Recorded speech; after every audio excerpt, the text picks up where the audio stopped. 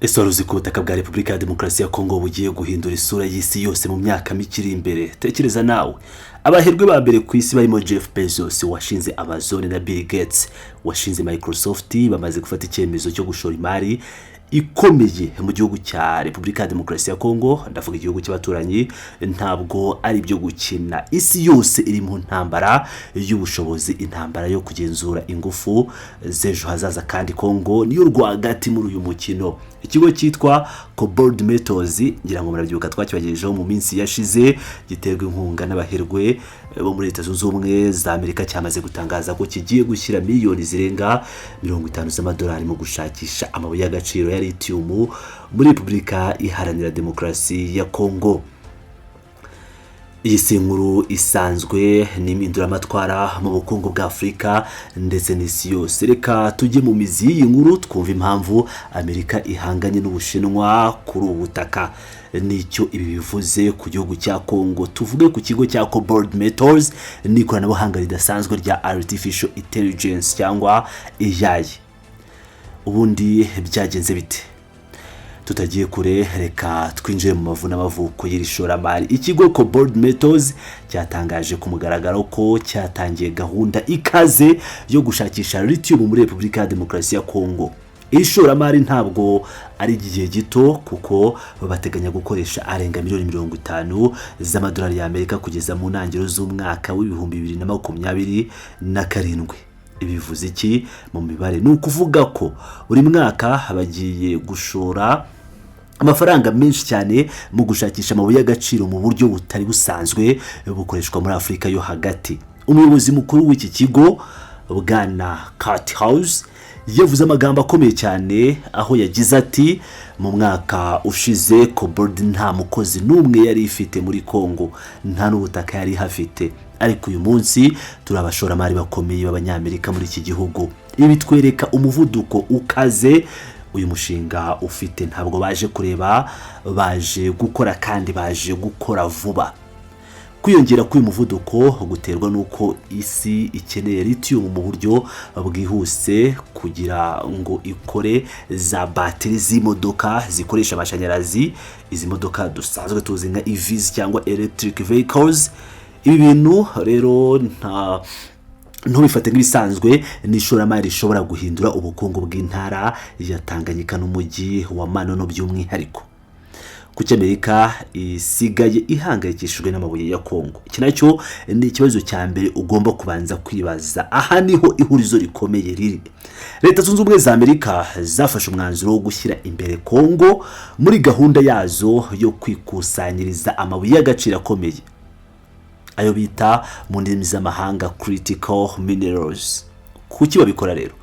Ni ukugira ngo bagabanye imbaraga n'ububasha bw'Ubushinwa ku isoko ry'isi. Icyo ni icyambere. Kugeza ubu Ubushinwa nibwo bwihariye, nubwo nibwo buri kudomina isoko, cyangwa nibwo buri kugenzura isoko rya cobalt, lithium ndetse n'izindi minerals cyangwa andi mabuye y'agaciro akoreshwa mu bintu by'ikoranabuhanga. Amerika rero yabonye ko niba idahagurukiye Kongo izasigara inyuma mu bijyanye n'ingufu zitangiza ibidukikije, cyo bita Clean Energy Transition.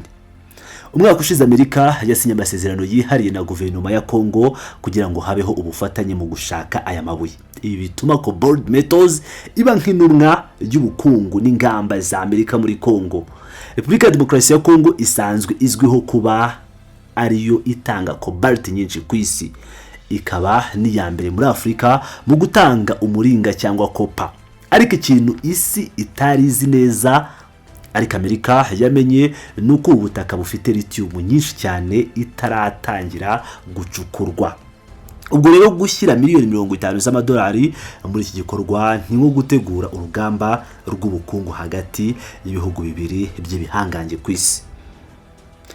Kimwe mu bintu bitangaje kuri Cobalt Metals nuko atari ikigo gisanzwe cy'ubucukuzi bw'amabuye y'agaciro. Iki kigo gikoresha ikoranabuhanga rigezweho rya Artificial Intelligence cyangwa AI mu rurimi rw'icyongereza. Iri koranabuhanga ribafasha kubona amabuye ari mu nda y'isi ataracukurwa ni ukuvuga ngo ataragira uburyo nyine bataracukura nyine batarajya mu butaka ngo babe bayakuramo. Muri iyi gahunda nshya rero batagiye muri Kongo barakoresha indege izo bita airborne surveys zizaba zizunguruka ku buso bwa kilometero kare 30,000. nta hantu haruta ubutaka bw'u Rwanda. Murabizi ko ubutaka bw'u Rwanda bufite 26,000.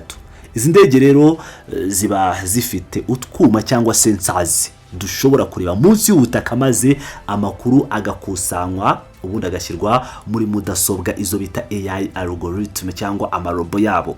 Mudasobwa zabo ikaba ariyo yerekana neza aho lithium iherereye n'ingano yayo. Ibi biraza kubafasha cyangwa bizafasha gukora ubushakashatsi n'ifatwa ry'ingero z'ubutaka, ibyo bita geochemical sampling. Bazi neza icyo bakora.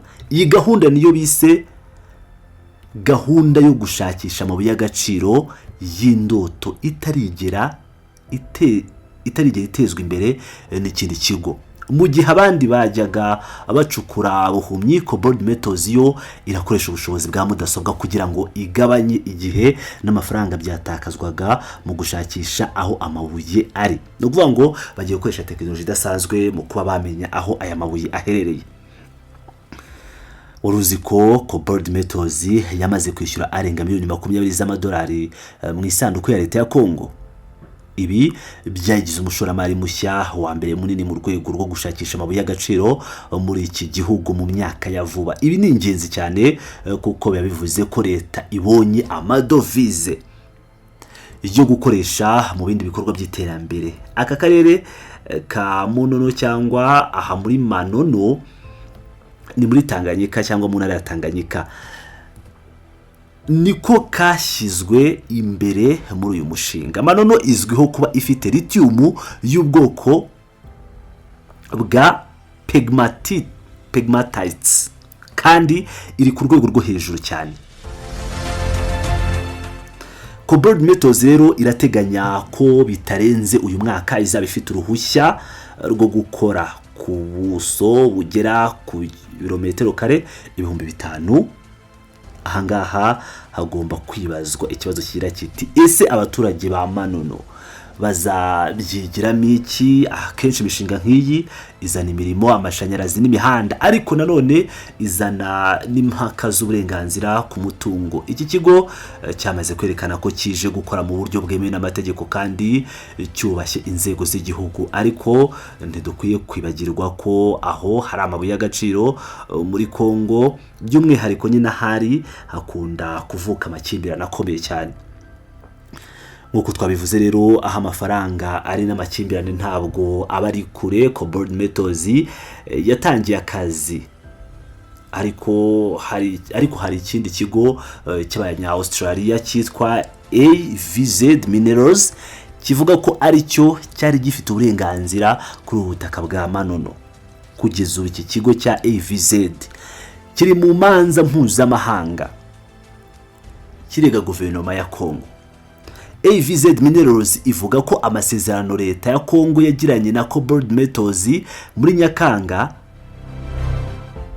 arenga ku mategeko yari asanzweho. Iki ni ikintu gikomeye gishobora gukoma mu nkokora uyu mushinga niba kidakemuwe neza mu bwumvikane. Gusa ku rundi ruhande Cobalt Metals yo isa naho ifite imbaraga nyinshi kuko ishyigikiwe n'abaherwe b'Abanyamerika ndetse na politiki ya Washington. Intambara y'amategeko hagati y'ikigo cy'abanya Australia n'icy'Abanyamerika irerekana agaciro k'aka karere ka Manono.